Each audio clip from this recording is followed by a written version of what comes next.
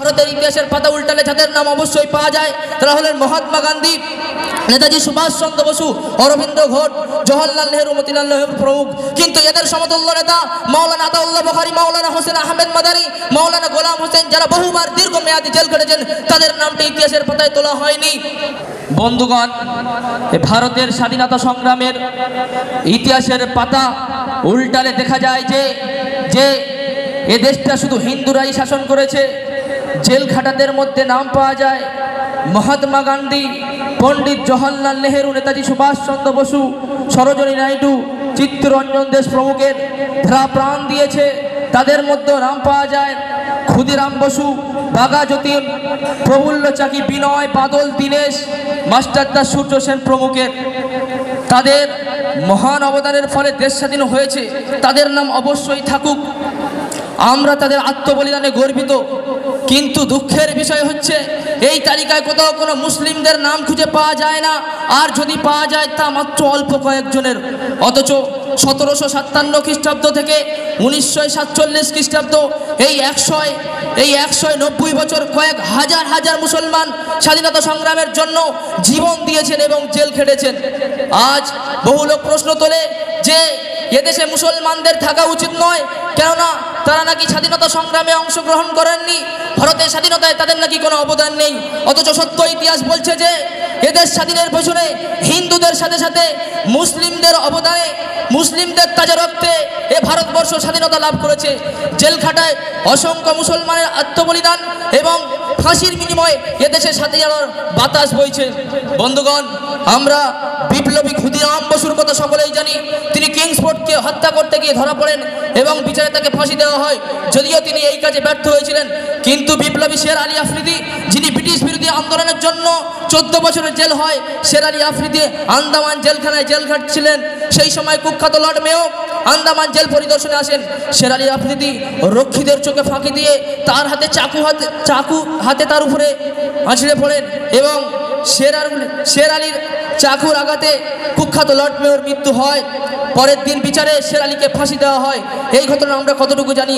তার মতো মহান বিপ্লবী ইতিহাসের পাতায় স্থান পায়নি।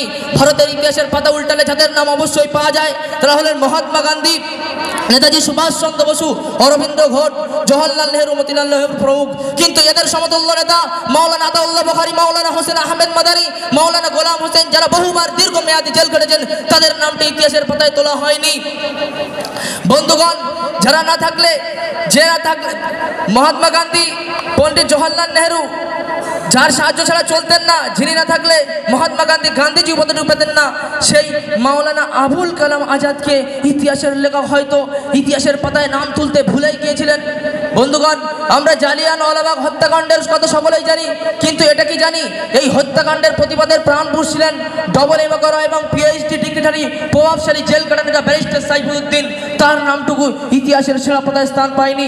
বিপ্লবী মীর কাসেম, মজনু শাহ, টিপু সুলতান ইউসুফ, এনারা ব্রিটিশদের বুলেটের আঘাতে চূর্ণ বিচূর্ণ হয়ে গেলেও ইতিহাস তাদেরকে স্মরণ করেনি। মাওলানা রশিদ আহমেদ গাঙ্গুহি, যাকে ব্রিটিশরা নির্মমভাবে হত্যা করে এই পৃথিবী থেকে বিদায় করে দিলেন, তার নামটুকু ইতিহাসের পাতায় পাওয়া যায় না। ভারতে স্বাধীনতার পরে কারাগারে মৃত্যু হলো মাওলানা কুদরাতুল্লাহ খানের, ইতিহাসের পাতায় তার মৃত্যু কিভাবে ঘটলো? নেতাজি সুভাষ চন্দ্র বসুর যারা ডান হাত বাম হাত ছিলেন, সেই শাহনওয়াজ খান, MD খান, আব্দুল করিম গানি, এদের রক্ত আর নির্মম মৃত্যু কি ভারতের স্বাধীনতা সংগ্রামে কাজে আসেনি? জেলে মরে পচে গেলেন মাওলানা ওবায়দুল্লাহ সিনহি, তার নামটা কি ইতিহাসে ওঠার মতো নয়? হাফেজ নিসার আলী, যিনি তিতুমির নামে বিখ্যাত ছিলেন, ব্রিটিশরা তার বাঁশের কেল্লা সহ তাকে ধ্বংস করে দেন এবং তার সেনাপতি গোলাম মাসুদকে কেল্লার সামনেতে ফাঁসি দিলেন। তার নাম কেন ইতিহাসের পাতায় ওটা হয় না? আজকে তাদের নাম আমরা কেন খুঁজে পাই না? আমরা রক্ত দিয়েছিলাম, তাই হয়তো আমাদের বিনিময়ে আমাদের নামগুলো চাপা হলো। পরিশেষে একটাই কথা বলতে চাই, এ স্বাধীনতা এমনিতেই আসেনি।